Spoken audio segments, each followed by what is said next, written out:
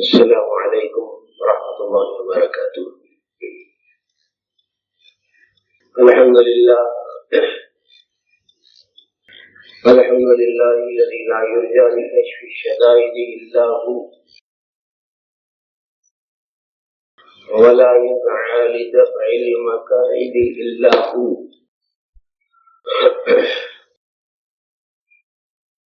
ونشهد أن لا إله إلا الله وحده لا شريك له هو الحي لا إله إلا هو. ونشهد أن سيدنا ومولانا محمدا عبده ورسوله الذي لا شافع في عرصات القيامة أولا إلا هو، صلى الله عليه وعلى آله وصحبه وبارك وسلم تسليما كثيرا كثيرا. بعد الحمد والصلاة أعوذ بالله من الشيطان الرجيم. بسم الله الرحمن الرحيم. إنا أعطيناك الكوثر فصل لربك وانحر إن شانئك هو الأبتر. صدق الله العظيم.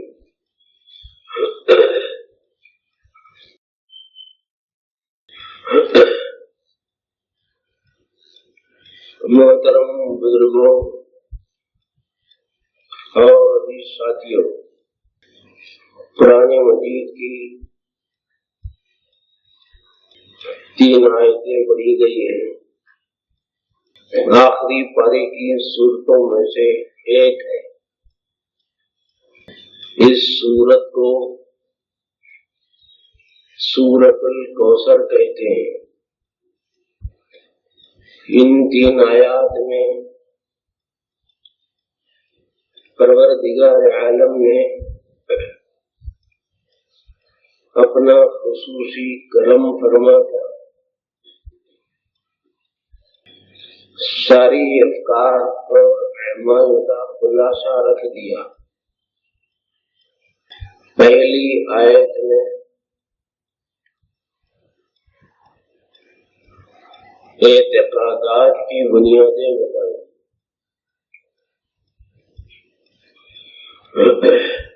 دوسری آیت میں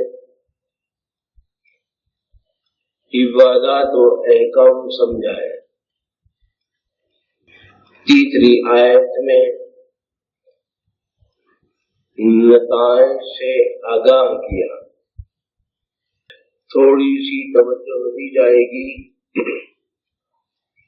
تو آپ کے ذہن میں اس سورت کے بہت سے مضامین آپ کے ذہن میں مندرج ہو جائیں گے. بعد میں پھر 1 ہفتے تک فکر کرنے کے سبب انشاءاللہ بہت سی حقیقتوں تک پہنچنے کے لیے آپ کا ضمیر خدا کو آواز دے گا.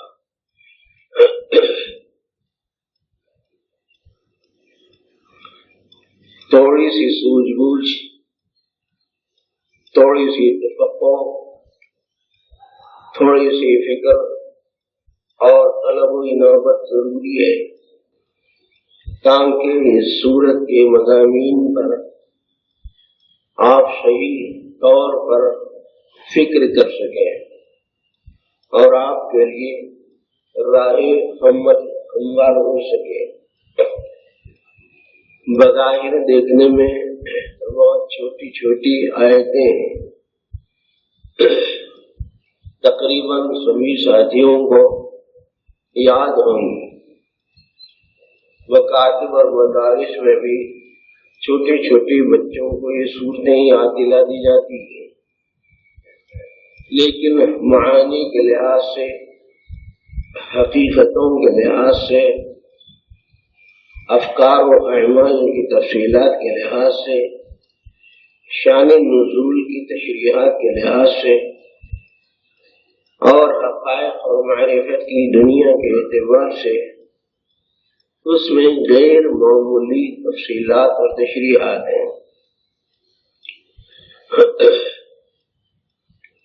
ہم آپ سے آدھا گھنٹہ اس بارے میں جو عرض کریں گے وہ انہی آیات سے مربوط مضمون رہے گا۔ ہو سکتا ہے کہ مضمون تشنا رہ جائے، لیکن توجہ ہوگی تو کوئی ضروری اشارات مل جائیں گے۔ اللہ نے اپنے حبیب صلی اللہ علیہ وسلم پر ایک خاص حال میں یہ سورہ اتارا۔ احادیث کی معتبر کتابوں میں ایک خاص بات ملتی ہے۔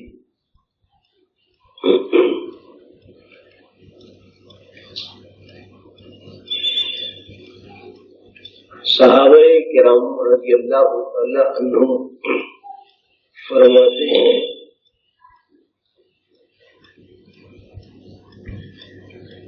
بین رسول اللہ صلی اللہ علیہ وسلم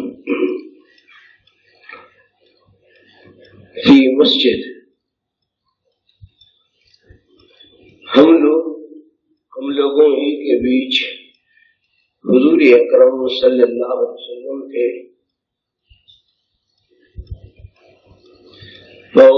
عرفان، حضور اکرم صلی اللہ علیہ وسلم پر غشی کسی کیفیت جاری ہو گئی، بے ہوشی کی طرح، بے ہوشی کے جیسی کیفیت جاری ہوئی، جیسے کوئی چیز ڈھانک دی جاتی ہے نظروں پر، جیسے کوئی چیز اڑا دی جاتی ہے تاکہ کوئی چیز چھپ جائے، جس طریقے سے عارضہ لاحق ہوتا ہے کہ غشی کا یا غنودگی کا یا نیند کا، اس طرح کی کیفیت سے حضور اکرم صلی اللہ علیہ وسلم دو چار ہوئے۔ لیکن کچھ ہی دیر نہیں گزری تھی کہ کیا ہوا، حضور اکرم صلی اللہ علیہ وسلم نے راہ متبسم، حضور اکرم صلی اللہ علیہ وسلم نے آنکھیں کھولی اور مسکراتے ہوئے آپ نے بیداری ظاہر فرمائی۔ سرکار دو عالم صلی اللہ علیہ وسلم مسکرانے لگے تو صحابہ کرام رضی اللہ تعالیٰ عنہم جو آپ کے پاس اس وقت موجود تھے، انہوں نے کہا ما اضحکک یا رسول اللہ، اے اللہ کے رسول صلی اللہ علیہ وسلم، آپ کو کس بات نے ہنسایا؟ آپ متبسم ہیں، آپ کے چہرے پر مسکراہٹ ہے اور آپ خوش خوش نظر آ رہے ہیں، ایسا معلوم ہوتا ہے کہ کوئی خاص بات ہوئی اور آپ نے کوئی خوش منظر بہت خاص بات دیکھی۔ تو حضور اکرم صلی اللہ علیہ وسلم نے ارشاد فرمایا انزلت علی سورہ بسم اللہ الرحمن الرحیم انا اعطیناک الکوثر فصل لربک وانحر ان شانئک هو الابتر۔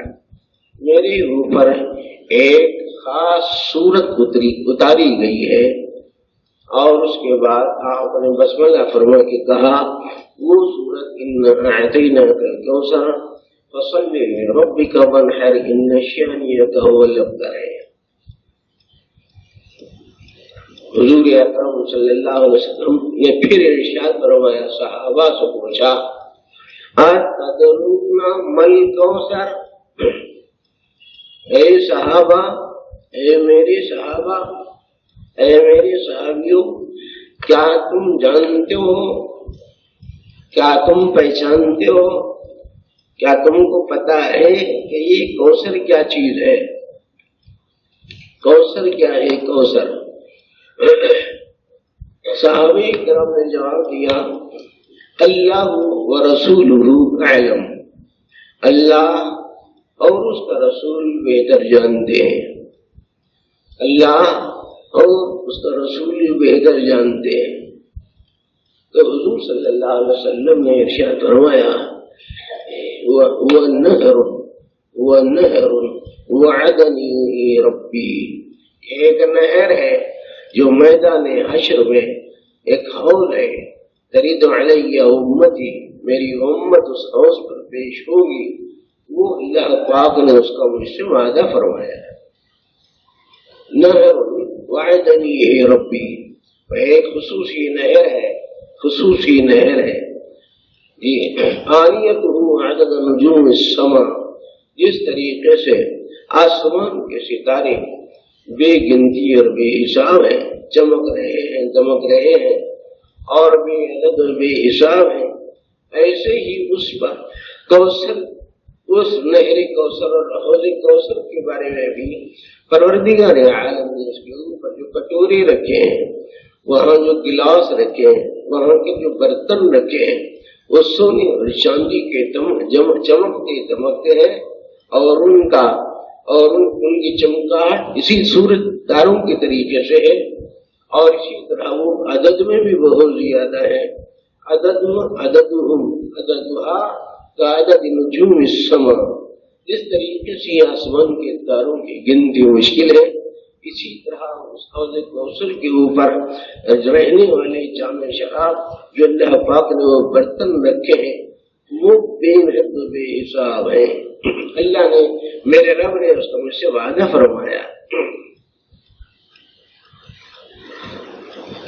ایک بعض روایتوں کی تفصیلات اس طرح ہیں، اور اس میں اور کچھ باتیں بھی شریک ہیں جو تمام تفاسیر میں قدر مشترک آپ کو مل جائیں گی۔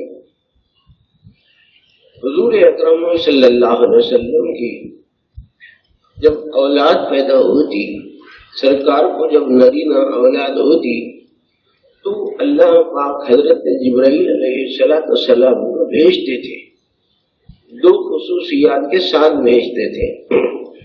ایک یہ ہے کہ حضور اکرم صلی اللہ علیہ وسلم کو سلام پہنچایا جاتا اللہ کی طرف سے، اور دوسری بات یہ کہ اس انداز پر وہ سلام پیش کرتے کہ جس سے معلوم ہو جاتا تھا کہ اب بیٹے کا کیا نام رکھنا ہے، اس انداز پر سلام کرتے تھے حضرت جبرائیل علیہ السلام۔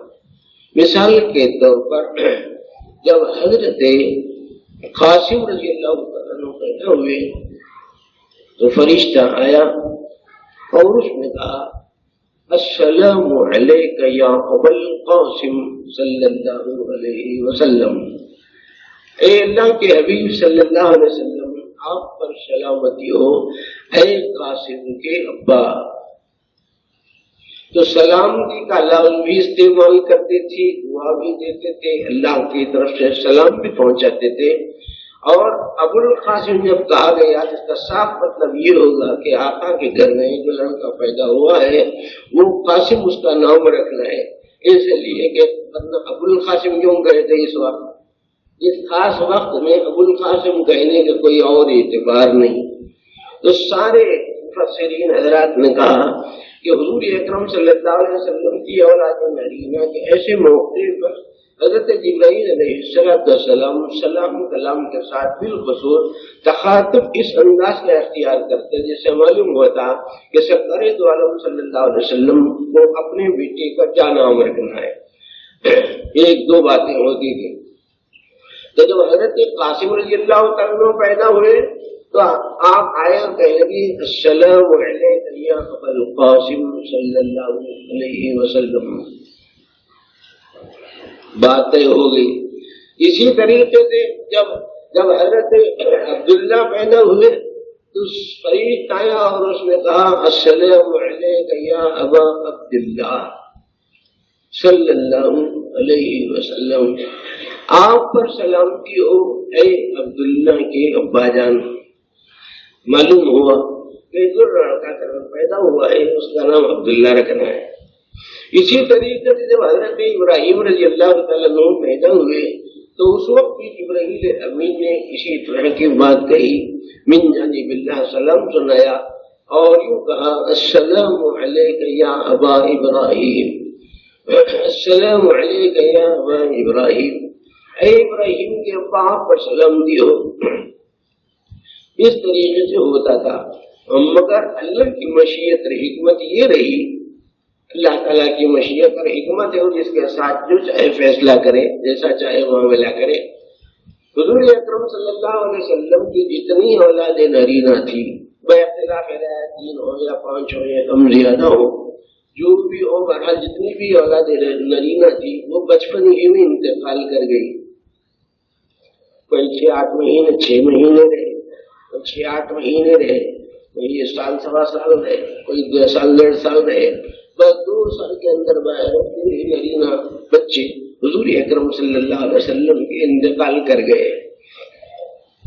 اگر آدمی سمجھنا چاہے کہ اس میں بھی بہت سے سبق ہیں، سمجھداروں کو اشارہ کافی ہوتا ہے کہ یہ موت اور حیات کا مسئلہ اللہ کے ہاتھ ہے، عزت اور ذلت کا مسئلہ اللہ کے ہاتھ ہے، حیات اور عطا اور منع کا مسئلہ اللہ کے ہاتھ ہے، غیبی خزانے اللہ کے ہاتھ میں ہیں۔ اللہم لا مانع لما اعطیت ولا معطی لما منعت، اے اللہ جس کو آپ دینا چاہیں اس کو کوئی روک نہیں سکتے، اور جس کو آپ روک دینا چاہیں اس کو کوئی دے نہیں سکتے۔ جب حضور اکرم صلی اللہ علیہ وسلم کی اولاد نرینہ کو اللہ پاک نے دیا، کون رکاوٹ بن سکا؟ یہ کون سے نبی رکاوٹ بن سکے، کون سے ولی رکاوٹ بن سکے، کون سے قطب رکاوٹ بن سکے، کون سے بدل رکاوٹ بن سکے، کون سے مخیر رکاوٹ بن سکے، کون سے ابدال رکاوٹ بن سکے، کون سے قطب الارشاد اور قطب المحام اور قطب المدار رکاوٹ بن سکے، کون سے غوث اور قطب رکاوٹ بن سکے؟ کسی کے بس کا مسئلہ ہی نہیں ہے۔ وہ 2 اور 2 4 کی طرح بالکل واضح بات ہے، مگر امت مسلمہ کا ہو رہا ہو کہ اس نے علم حق میں علم باطل کو اتنا قدر مشترک کر دیا کہ لوگوں کو مشکل ہو جاتا ہے کہ حق کیا ہے اور باطل کیا، ملتبس کر دیتے ہیں لوگ۔ اچھے علم والے، اچھے والد، اچھے خطیب، اچھے امام اور اچھے بیانات کرنے والے بس لوگ دھوکہ دیتے ہیں کہ حالانکہ قادر مطلق اللہ تعالیٰ کی ذات عالی ہے، عالم الغیب اللہ تعالیٰ کی ذات مبارک ہے، اللہ کی قدرت مطلقہ وہ جو چاہے فیصلہ کرے۔ جس وقت نبی کریم صلی اللہ علیہ وسلم کی اولاد نرینہ کا انتقال ہوا، یہ کفار مکہ اور مشرکین مدینہ اور اطراف کے رہنے والے پوری دنیا بھر کے دشمنان اسلام جو تھے، انہوں نے تانا کسنا شروع کر دیا حضور صلی اللہ علیہ وسلم پر۔ ارے جب دیکھو قولوا لا الہ الا اللہ کی بات کرتے ہیں، جب دیکھو انی رسول اللہ کی بات کرتے ہیں، جب دیکھو اللہ کے کلام کی اترنے کی بات کرتے ہیں، جب دیکھو وحی اور اس کے پیغام کی بات کرتے ہیں، اور ایک اپنے خصوصی مشن کی بات کرتے ہیں، اجعل الالہۃ الہ واحدا ان ھذا لشیء عجاب، یہ عجیب قسم کے آدمی ہیں، یہ لڑوا دیتے ہیں اور لوگوں کو مختلف قسم کے حالات سے دوچار کرا دیتے ہیں وغیرہ وغیرہ۔ تو آپ لوگوں کو ایک تانا کاسنے کا موقع ملا کہ بھائی ان کی یہ جو محنت چل رہی ہے نا، دین کے بارے میں، اسلام کے بارے میں، احسان کے بارے میں، قرآن کے بارے میں، شریعت مطہرہ کے بارے میں، شریعت اسلام کے بارے میں، ان کی جو محنتیں چل رہی ہے، اب یہ ان کی محنتیں ان کی اپنی ذات تک محدود ہیں، اس لیے کہ ان کی تو اولاد نرینہ ہے نہیں۔ جب انتقال ہو گئی، ہو گیا، تب ظاہر ہے کہ اس کے بعد کون ان کا کام کرے گا؟ تو بقول مولانا عبد المجید دریابادی رحمۃ اللہ علیہ کے دشمنان اسلام نے یوں سمجھا، چلو اب نہ ان کا نام لیوا باقی رہے گا، نہ ان کا کوئی پانی دیوا باقی رہے گا، نہ کوئی نام لینے والا رہے گا، نہ پانی دینے والا رہے گا۔ تو ظاہر ہے کہ جب لوگ تانا کاستے ہیں، تشنیع کرتے ہیں، برا بھلا بولتے ہیں، ایل فیل رکھتے ہیں، بوجھ ڈال دیتے ہیں، گرانی پیدا کرنے کی کوشش کرتے ہیں، عداوت سے کام لیتے ہیں، دشمنیاں خود پر بھری ہوئی رہتی ہیں، حاسدین اپنے حاسدانہ نظام کو چلاتے ہیں، مختلف اللہ اس طرح کی صورتحال ہوتی ہے۔ اب انسان ہے نا، آپ دل پر کچھ بوجھ کے آثار پیدا ہوا چاہتے تھے، لیکن اللہ پاک نے اپنے حبیب صلی اللہ علیہ وسلم پر آیتیں اتاری کہ میرے حبیب نہ گھبرانے کی ضرورت ہے، نہ ملول خاطر ہونے کی ضرورت ہے، نہ کبیدہ خاطر ہونے کی ضرورت ہے، کوئی بوجھ آپ دل پر لینے کی ضرورت ہے۔ دشمنوں کو یہ بھی پتہ نہیں ہے کہ دینا کس کو کہتے ہیں، لینا کس کو کہتے ہیں، دینا کیا ہے، لینا کیا ہے۔ ارے بعض مرتبہ ایک چیز بظاہر چھین لی جاتی ہے لیکن اس میں کتنا دینا پینا ہوتا ہے کوئی بول نہیں سکتے. مثال اگرچہ برابری کے لیے نہیں صرف رہبری کے لیے جلدی سمجھ میں آ جائے گی. اگر آپ کا بچہ چولہے میں سے انگار کا ڈلا لینے لگے تو دو گے یا روک لو گے؟ آپ کھینچ لیں گے، زبردستی کریں گے، جھٹکا دیں گے، ایک تمچا ماریں گے، دور ہٹا لیں گے، اس کو انگار کا ڈلا نہیں دیں گے. کیوں؟ وہ کہہ رہا ہے کہ چاندی کی طرح ہے، سونے کی طرح ہے، چمک رہا ہے، دیکھ مجھے میں کھیلتا ہوں. تو اس وقت دینا حکمت نہیں ہے، نہیں دینا حکمت ہے. ایسے ہی اللہ کی حکمت اللہ جانے. اللہ پاک نے اپنے حبیب صلی اللہ علیہ وسلم کے حق میں جس طرح کی بات رکھی تقدیراً کہ آپ کی پوری اولاد نرینہ لے لی گئی. اللہ پاک نے گویا یہ بات کہی کہ میرے حبیب جی نسب اعتبار نسل یہ نرینہ اولاد نہ رہے اور وہ اولادیں نہ رہی زندہ تو کیا بات ہے؟ پوری قیامت تک کے آنے والے جتنے انسان ہیں اور ان انسانوں میں جتنے مسلمان ہیں اور پوری کی پوری آپ کی مانوی اولاد روحانی اولاد کہلائے گی. ایسا عظیم الشان نظام اللہ کا اگر ہم لوگ سمجھتے کا ہے، محنت کرنا ہے، سمجھنا ہے اور ذات گرامی سے اس ارتباط خاص کو سمجھنا ہے کہ جب حضور والد صاحب رحمۃ اللہ علیہ کبھی کبھی جذبوں میں آ کر خاص بات ارشاد فرماتے تھے. چھوٹا وہ بڑی بات ہم کو یہ بات کہنے کا حق نہیں، لیکن کبھی سمجھدار لوگ بات کو سلیقے سے لے لیتے ہیں. اس لیے عرض ہے فرماتے تھے آپ جانتے ہیں کہ حضور اکرم صلی اللہ علیہ وسلم کی بیویاں امت کو کیا ہونا ہے؟ حضور اکرم صلی اللہ علیہ وسلم کی بیوی امت کے لیے کیا ہے؟ ماں ام المؤمنین بولتے ہیں. جب بھی کوئی جی اماں جان کا نام آتا ہے تو امی جان کہتے ہیں، اماں جان کہتے ہیں، امہات المؤمنین کہتے ہیں، اہل ایمان کی مائیں کہتے ہیں. جب حضور صلی اللہ علیہ وسلم نے خود اپنی بیویوں کو امت کی ماں کہہ دیا ہے تو ابھی رشتہ نہیں سمجھ میں آیا، ابھی رشتہ نہیں سمجھ میں آیا. کس درجے روحانیت کا ارتباط ہونا تھا اور کس درجہ جی حضور اکرم صلی اللہ علیہ وسلم سے رابطے کا استحکام ہونا تھا، کتنا تعلق خاطر ہونا تھا کہ حضور اکرم صلی اللہ علیہ وسلم پوری امت کے روحانی باپ ہے. روحانیت کا لفظ لگانا ورنہ پھر بعد میں آپ کو الجھن ہوگی نہیں. وہ پوری امت کے حق میں روحانی باپ ہے. جب ان کی بیویاں امت کی اہل ایمان مائیں ہیں تو حضور اکرم صلی اللہ علیہ وسلم کا وہ رشتہ مطابق کو رشتہ سمجھنا چاہیے. تو ان ماں باپ سے کتنا ارتباط ہونا تھا، کیسے اخلاق ان کے ساتھ ہونے تھے اور کس درجہ تعلقات ہونے تھے اور کس درجہ ان سے محبت ہونی تھی اور کس درجہ ان سے جی ارتباط قلبی ہونا تھا، کیسے ان کے احکام پر عمل آوری کے جذبات ہونے تھے، کس طریقے سے حضور اکرم کی ذات گرامی کے ساتھ ہمارا نورانی تعلق قائم ہو جاتا، اتنا قیمتی بن جاتا آدمی. تو غور کرے. اللہ پاک نے یہ بات کہی کہ میرے حبیب صلی اللہ علیہ وسلم آپ ملول خاطر قبیلہ خاطر ہونے کی ضرورت نہیں ہے. میں نے اگر آپ سے اولاد لی ہے تو کوئی حرج کی بات نہیں ہے. میں نے آپ کو اتنا دیا ہے، اتنا دیا ہے، اتنا دیا ہے کہ کوثر کا ترجمہ ہی عجیب انداز سے کیا مفسرین نے اور کہا خیر کثیر،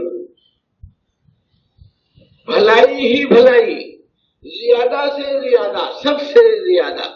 جو کچھ حضور صلی اللہ علیہ وسلم کو ظاہراً دیا گیا، باطناً دیا گیا، باعتبار آثار دیا گیا، باعتبار افعال دیا گیا، باعتبار صفات دیا گیا، باعتبار وجود دیا گیا، باعتبار اہالی موالی دیا گیا، باعتبار خدام دیا گیا، باعتبار ساز و سامان دیا گیا اور باعتبار کائنات کی اعتبار سے ہو یا روحانی، کثیف اعتبار سے ہو یا نورانی، جو چیز بھی حضور اکرم صلی اللہ علیہ وسلم کو یہاں دنیا میں ملی اور قبر میں مل رہی ہے اور حشر میں ملے گی اور آخرت میں ملے گی، وہ سب کا سب خیر کثیر میں داخل اور شامل ہے. وہ ہے کوثر. کوثر خالی وہ ایک ہی نہیں ہے، نہر الوادنی ہے ربی جنم جنم. محشر میں ایک حوض ہوگا، محشر میں ایک حوض ہوگا. وہ حوض جی بہت وسیع اور عریض ہوگا. پانی دودھ سے زیادہ سفید ہوگا، شہد سے زیادہ میٹھا ہوگا، چمکتا دمکتا ہوگا، شفافیت آئینے کی طرح ہوگا. اور معمولی بات نہیں ہے، وہ ہو اور جنت کی وہ نہریں کوثر موتی اور زبرجد اور زمرد کی کنکروں کے اوپر بہ رہی ہوگی. یا جیسے ریت ہوتی ہے، یہاں جیسے ریت ہوتا ہے، یہاں جیسے ریگستان رہتا ہے، یہاں جیسے کنکر پتھر ہوتے ہیں، وہاں زمرد اور لال اور جوہر رکھے ہوئے ہوں گے مٹی کی جگہ پر. وہ چیز ہے کوثر. اللہ پاک نے محشر کا حوض کوثر بھی رکھا ہے. یہ حضرت سہل بن سعد رضی اللہ تعالیٰ عنہ فرماتے ہیں حضور اکرم صلی اللہ علیہ وسلم نے ارشاد فرمایا کہ لَيَرِدَنَّ عَلَيَّ أَقْوَامٌ قیامت کے دن لوگ میرے اوپر ٹوٹ پڑیں گے. قوموں کی قومیں آئیں گی، ان کا منشا یہ ہوگا تَرِدُ عَلَيَّ عَلَى حَوْضِي، میرے حوض کے اوپر وہ قومیں آئیں گی. وَيَعْرِفُونَنِي أَعْرِفُهُمْ وَيَعْرِفُونَنِي، میں ان کو جان رہا ہوں گا کہ یہ صاحب ایمان اور صاحب اسلام ہے، اور وہ مجھ کو جان رہے ہوں گے کہ یہ نبی آخر الزمان ہے. اور میں یہ چاہوں گا، حضور اکرم صلی اللہ علیہ وسلم نے فرمایا کہ من شرب، وہاں سے جو شخص پیے گا، وہ شخص پیے گا لم یظمأ ابدا، کبھی بھی پھر اس کو پیاس نہیں لگے گی.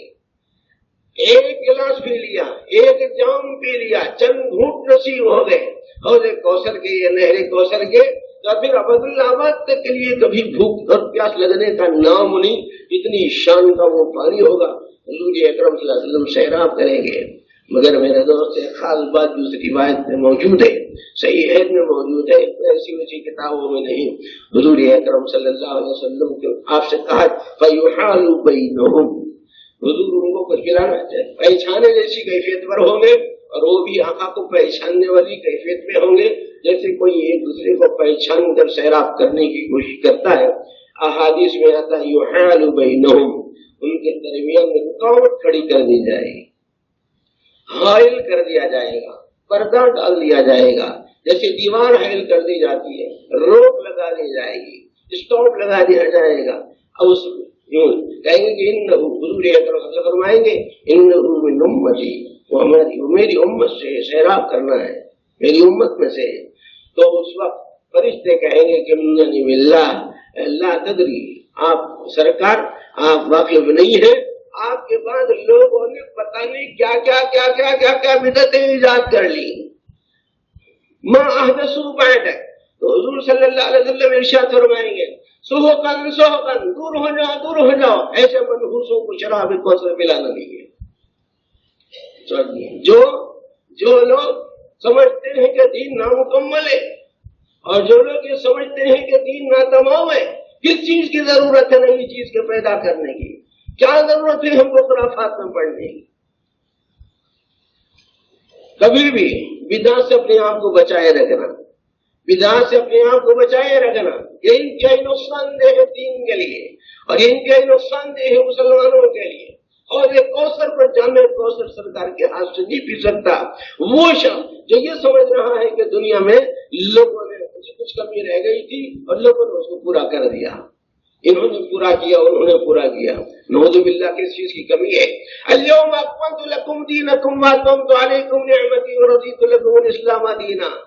باعتبار دین باعتبار نعمت ساری چیزیں مکمل کر دی گئی، اور اللہ پاک ایسے دین اسلام سے راضی ہو گئے. ہم کو کسی اور چیز کے بڑھانے کی چڑھانے کی کیا ضرورت پیش ہے؟ کتنی ناگفتہ بے حالات ہوتی ہیں، وہاں پر کیا طرفہ تماشے ہوتے ہیں. میرے دوست علمان والحفیظ، اس میں سے کسی ایک بات کبھی کوئی ایک سچا اور پکا ثبوت نہیں بتا سکتے. جتنے خرافات ہوتی ہیں صرف البتہ قبرستان میں داخلے کا مسئلہ ہے، زیارت قبور کا مسئلہ ہے، عیسیٰ علیہ السلام کا مسئلہ ہے، دعائے مغفرت کا مسئلہ ہے، طریقے سے کسی کام کے کرنے کا مسئلہ ہے. دوست ماں باپ کی چیزوں کو لوگوں نے کیا بنا رکھا ہے. آج ہم سے نظریں چھپا سکتے ہیں، کل آپ سے ہم نظریں چھپا سکتے ہیں، کل حشر کے میدان میں کس کے سامنے نظریں چراؤ گے؟ اللہ بھی رہیں گے، اللہ کے رسول بھی ہوں گے، اور آقا غریوں کہیں خدا نہ خواستہ سوکن میرے پاس آنے کی ضرورت نہیں ہے، ایسے مسعودین کو میرے پاس آنے کی ضرورت نہیں، جامع کوثر کے دینے کی ضرورت نہیں ہے، میں اپنے ہاتھوں سے نہیں دیتا. میرے دوست کتنی محروم قسمتی کی بات. اسی لیے کم سے کم اپنے ظاہری حلیے کو سرکار دو عالم کا نقش قدم پر بنانا چاہیے تاکہ مشابہت رہے، کم سے کم مشابہت رہے، ورنہ اگر پریشانی نہیں ہو رہی ہے تو میرے دوست کیا کہیں گے؟ جب وہاں پر پہچانی صورت انجانی لگ رہی ہوگی تو جو پہلے ہی انجانی حالت پر نہ پہچانی حالت پر رہیں گے وہاں کیا کریں گے؟ آج ہم لوگ معمولی سے بہانے کی وجہ سے گاڑیاں کٹوا دیتے ہیں، منڈوا دیتے ہیں، یہ دفتر کا مسئلہ سامنے آ گیا، نوکری کا مسئلہ سامنے آ گیا، چھوکری کا مسئلہ سامنے آ گیا، پیسے کا مسئلہ سامنے آ گیا، گورنمنٹ کی ملازمت کا مسئلہ سامنے آ گیا۔ میرے دوستو ہم لوگ چلو تم ادھر کو ہوا ہو ادھر کی، تمہیں خبر نہیں کہ زمانہ بدل گیا۔ میرے دوستو والد صاحب رحمۃ اللہ علیہ ایک مرتبہ فرمانے لگے کہ لوگوں کو بڑی شرم آتی ہے داڑھی رکھنے میں، بڑی شرم آتی ہے۔ اگر انہوں چچا دیں گے تو، انہوں تایا کچھ بولے تو، اگر دادی جی کچھ بولے تو، اگر نانی صاحبہ غصے میں آئے تو، اگر لوگ بچی نہیں دیے تو، اور اگر نوکری نہیں ملے تو، اور اگر تمہارے چہرے مشرق کو دیکھ کر دشمنان اسلام تمہارے اوپر نظر جمائے تو، کہتے کہتے ہیلے تراشتا ہے نفس شیطان۔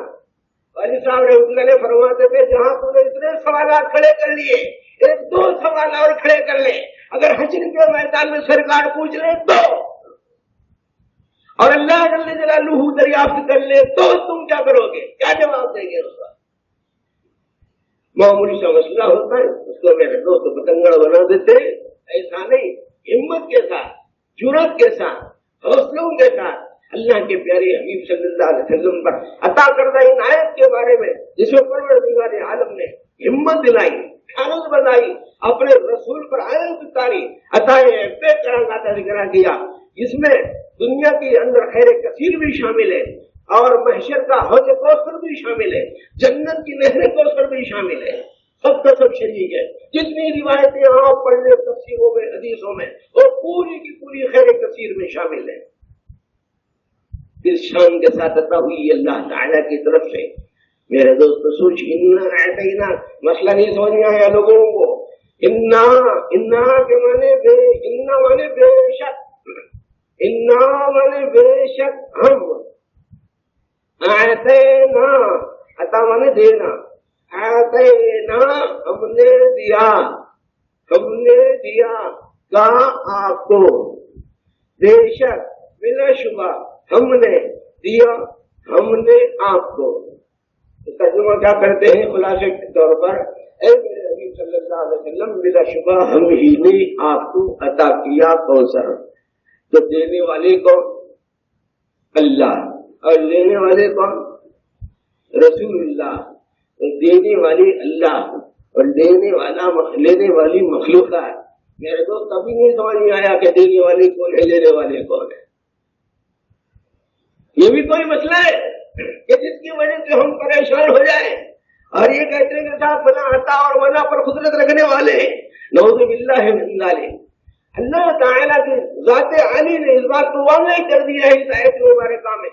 اے میرے حبیب صلی اللہ علیہ وسلم، آپ سید الکونین ہیں، آپ نبی الحرمین ہیں، آپ صاحب قاب قوسین ہیں، آپ سید الحسن والحسین ہیں، پوری کائنات کے جی شاہ ہیں اور پوری دنیا کے اندر سب سے زیادہ رتبے کے ہیں، سید الاولین والآخرین ہیں، سید الاولین والآخرین کا اعزاز آپ کو حاصل ہے، لیکن تمام اعزازات کے ساتھ ساتھ میرے حبیب دینے والا تو میں ہوں۔ نہیں سمجھ میں آئی توحید ابھی رات بہوں پر عطا کی تذکرہ ہو رہا ہے، سرکار دو عالم صلی اللہ علیہ وسلم مخاطب ہے، تو ماں اور شما کا حساب کیا ہے، کتاب کیا ہے؟ درجہ ہے، اعزاز ہے، اکرام ہے، عزت ہے، مرتبہ ہے جی، اور رتبے کی بات ہے، ایماندار ہے، اور کوئی خصوصی اللہ تعالیٰ نے نوازشات عطا فرمائی ہے، تو سب چیزیں مسلمات میں سے ہے۔ مگر میرے دوستو جی، آپ کسی مقام پر جا کر اپنے توحید کو زخمی نہیں کر سکتے۔ آپ کسی مقام پر پہنچ کر یہ اپنے ایمان کو لے جا کر آپ بے ایمان نہیں بن سکتے، اس کی کوئی اجازت نہیں ہے۔ آپ ضرور آداب کے ساتھ جائیں گے، حدود کے ساتھ جائیں گے، رعایتوں کے ساتھ جائیں گے، ادب کی رعایتوں کے ساتھ جائیں گے، ہم مگر اس کو یاد رہنا کہ کہیں کبھی عظمت کے دائرے سے کہیں عبادت نہ ہو جائے۔ کہیں محبت کے دائرے سے کہیں ہم حدود کو پھلنگ کے نہ نکل جائیں. دیکھو بھائی ہر چیز کی حد ہوتی ہے. جیسے بچے کو بھی آپ پیار کرتے ہیں ہے نا, اور بیوی کو بھی آپ پیار کرتے ہیں, خاندان کسی دوسرے یتیم کو بھی پیار کرتے ہیں, مگر میرے دوست محبت میں فرق رہے گا نہیں رہے گا. جس طریقے سے فرق ہوتا ہے کسی بھی چیز کے حکم کا, اسی طریقے سے اللہ پاک نے جو چیزیں عطا فرمائی ہے بطور احکام کے, ان کی تمیزوں کو اچھی طرح یاد رکھنا چاہیے. اللہ تعالیٰ فرماتے ہیں اِنَّا أَعْطَيْنَاكَ الْكَوْثَرَ, اے میرے حبیب صلی اللہ علیہ وسلم ہم نے آپ کو کوثر دیا ہے. 1,500 برس پہلے اتری ہوئی ہے. یہ بتائیے آج 1,000 سال بعد پڑھنے پڑھانے سمجھنے سمجھانے اور کیا ضرورت اس کی پڑی, ہم کو کیوں سنا رہے ہیں بھائی؟ وہ تو ان کے ساتھ ہو گئی نا. معلوم یہ ہوا کہ نہیں, باعتبار فکر, باعتبار عمل, باعتبار عقیدہ اور باعتبار عبادات و اعمال ہم سے متعلق ہے وہ آئے تھے. تقاضا کیا ہے اس آیت کا؟ تقاضا یہ ہے کہ جیسے حضور اکرم صلی اللہ علیہ وسلم پر اللہ تعالیٰ نے اپنی بے طرح عطاؤں کا تذکرہ کر کے احسان جتلایا ہے, ایسے ہی ہم کو بھی اس بات کا یہ استحقاق ہے, یعنی ہم کو ہمارے اوپر بھی یہ بات لازم ہے کہ ہم یہ سوچیں کہ اللہ نے میرے اوپر کیا عطا کی ہے. صرف پاؤں تک کس نے دیا, جسم کس نے دیا, ناخن کس نے دیے, بال کس نے دیے, آنکھیں کس نے دی, زبان کس نے عطا کی, جان کس نے دی, دھڑکتا دل کس نے دیا, سوچنے والا دماغ کون دیے, سادو سامان اہل و عیال کون دیے. سوچے نہیں سوچے, سوچنا نا تو آپ سوچتے ہیں تو مان لینا, اور ماننے کا تقاضا کیا ہے؟ چھالیا بھی اگر کوئی دیا تو شکریہ ادا کرتے. اللہ سر سے پاؤں تک اللہ کے عطاؤں میں ڈوب کر ادا کرے شکریہ. نماز پڑھنے والے تو واقع کریں گے, اس کو بولتے ہیں کیا یہ بے شرمی کی بات ہے, یہ بے حیائی پر ہوتا جاتا ہے آدمی تو اس طرح کا جملہ بولتا ہے میرے پاس فرصت نہیں ہے.